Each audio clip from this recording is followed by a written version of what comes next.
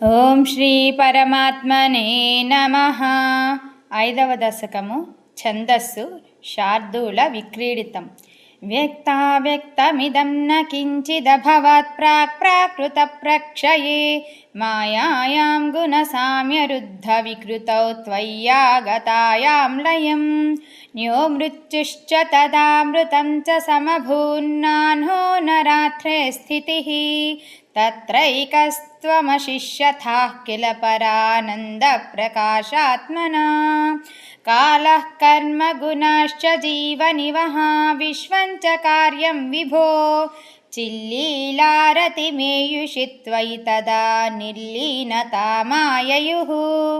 తేషాం నైవ వదంత్యసత్వమయి భోః శక్త్యాత్మనా తిష్ఠతాం నో చేత్ కిం గగనప్రసూనసదృశాం భూయో భవేత్ సంభవః ఏవం చ ద్విపరాద్ధకాలవిగతా వీక్షాం సృసృక్షాత్మికాం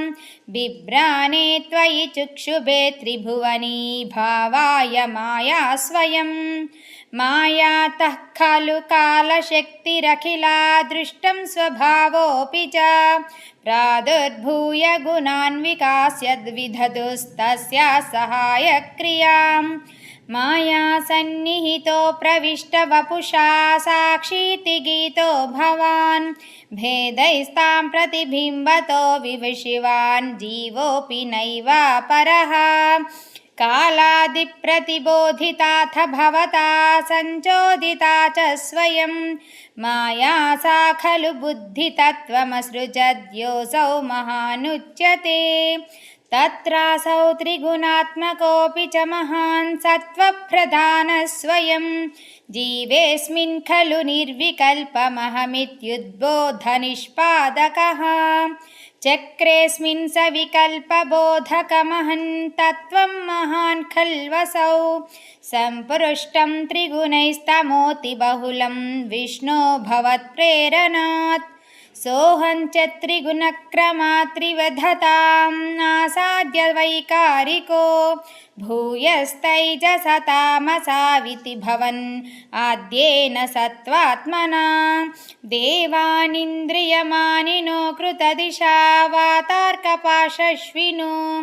వన్హీంద్రాచ్యుతమిత్రకాన్ విధువిధిః శ్రీరుద్రశారీరకాన్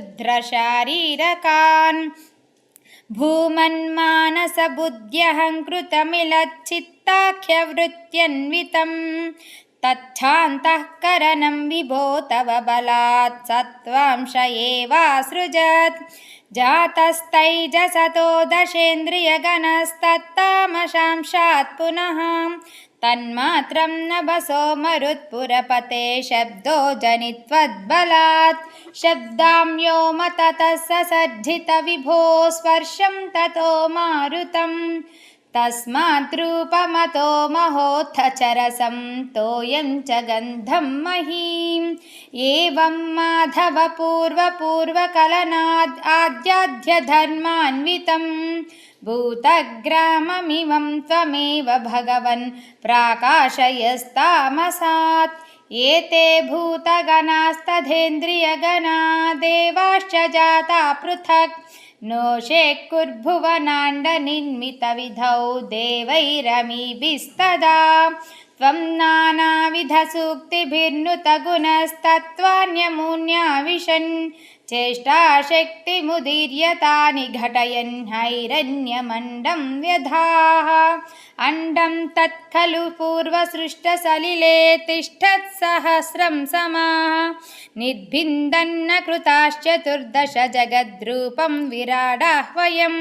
साहस्रैः करपादमूर्धन्यवहैर्निःशेषजीवात्मको निर्भातोऽसि मरुत्पुराधिपसमां त्रायस्व सर्वामयात् श्रीहरये।